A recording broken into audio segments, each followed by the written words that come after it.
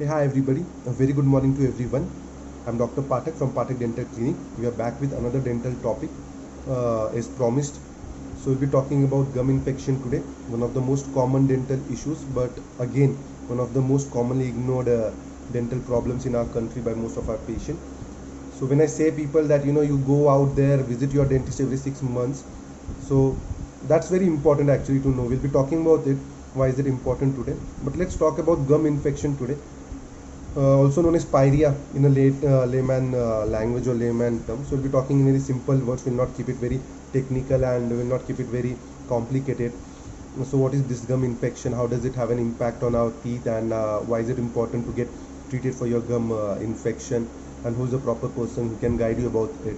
So basically, gum infection is nothing but it is the infection of the gums that is due to your accumulation of the food particles along with other bacteria that are present in the saliva. The deposits that is formed on your tooth, also known as plaque and calculus, as most of the people nowadays they google it out and they know about it. What is plaque, what is calculus. So basically, until when it is not been removed properly from your tooth, or when you do not go for a professional scaling or cleaning every 6 months, you will find that there is some deposits in your teeth.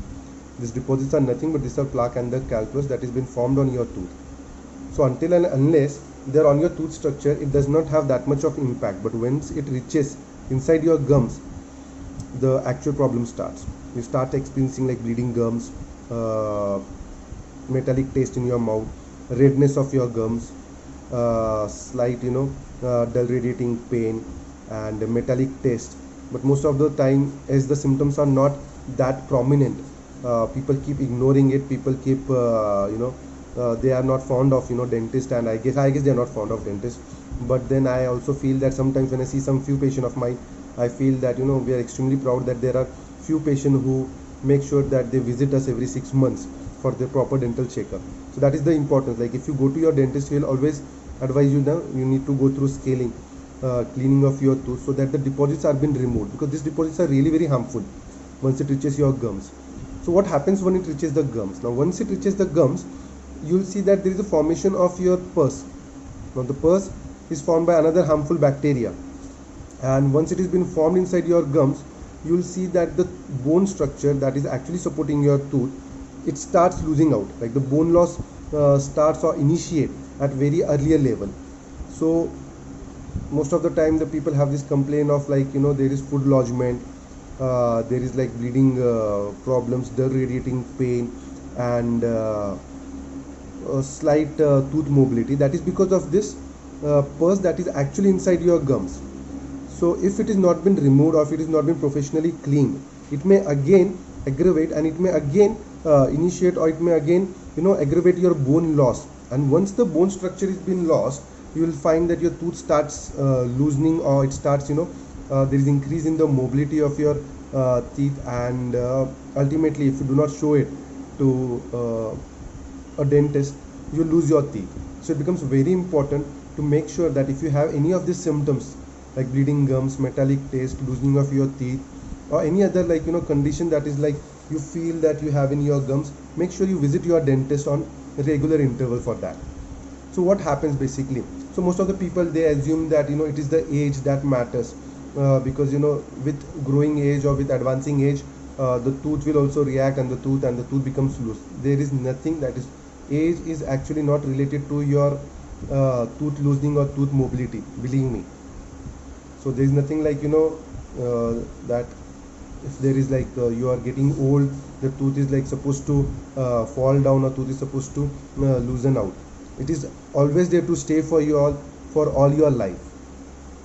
So how can it be treated? Now once you go to your dentist every 6 months, he'll advise you for scaling, and that's very important, because if you are actually removing the condition initially, mm, the expense of your treatment on a later aspect becomes very less, and you don't have to go through all those symptoms or all those discomfort that you may experience on the later part of your life. But if you're not visiting your dentist every 6 months or every 1 year for scaling or cleaning, you'll find that after the deposit has been increased in the size, increased on in the amount, most of the time it happens that dentists they go through supragingival scaling, and they are not into much into subgingival scaling. I'll advise all my dentist or dental fraternity or dental friends to make sure that when you scale or when you go for cleaning, make sure you clean it subgingivally, because a large amount of deposit you may find out there too.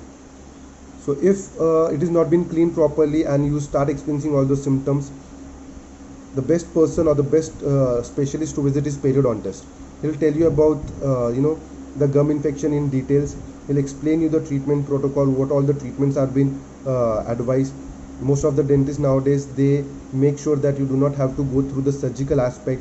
You need to go there and they'll tell you about non-surgical treatment approach, where the periodontist or where the dentist, even dentist, they have this ability to perform subgingival scaling, where they have specific instrument that are called curettes, whereby they'll use it and they will remove all the subgingival deposits. They'll prescribe you some mouthwash, some gum paint, and how to brush different. They'll give you different advice on the oral hygiene regimen, and you just need to follow that for another 14 to 21 days, and you'll see remarkable changes in your gums and improvement in it. But if it increases, but if the condition is very advanced or it is beyond your non-surgical treatment, in that case the patient has to go through this flap surgery. Now flap surgery is one of the most commonly performed procedure in cases where the non-surgical treatment does not show any results. Now flap surgery is like it's a surgical process whereby the gums are being reflected, so that the deposits that are subgingivally can be properly seen and removed, or scaling can be done properly, because it gives you a complete visibility inside your tooth structure. Okay. And in the cases where there is bone loss due to this pus accumulation or this gum infection, in that cases the periodontist may use your bone graft membrane to, but that always depends upon the defect, because most of the time it happens that there are some defect where even bone graft or membrane do not have any impact, or they do not show any results even if you use a good quality graft. There are always some limitations to it, and there are always indications where you can use this bone graft and membrane to make sure that you have this regeneration of bone. A periodontist will explain you about it. So flap procedures are also very common these days, to make sure that you do not have to lose your tooth. Along with this, sometimes a periodontist may also advise you for splinting your tooth in the anterior region when the bone loss is severe. To stabilize the condition, sometimes your periodontist may advise you for splinting, to make sure that the tooth are being stabilized, and it is for few days we can have an tooth restored there for a good reason. Now, how does it have an impact on another systemic, how does the gum infection have impact on your another systemic condition? See, basically, if you see, one of the most commonly linked condition to your gum infection is diabetes. Now in patient with diabetes, you will see gum infection one of the most common condition, and even if you Google out, you will see how gum infection is related to your diabetes condition, like your heart condition, brain stroke, in condition like pregnancy, arthritis. I myself have done my thesis on gum infection and arthritis, the relation and the correlation between it, and it seriously have an impact. So when you want to know about it in detail or theoretically, mostly you can just Google it out about periomedicine, and you'll find that how important it is, or how it is been linked, how the gum infection is linked to the systemic condition, or how important it is to make sure that your gum infection, how important gum infection plays an important role in other systemic conditions. So do not ignore it, do not avoid it.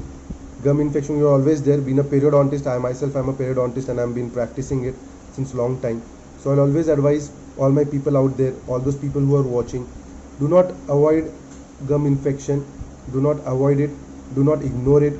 And if a dentist or the if the dentist is calling you for every 6 months, or if they are performing scaling, make sure you do it, because it's for your own good. And for other any query for any other details, or if you want to know about gum infection, we are always there.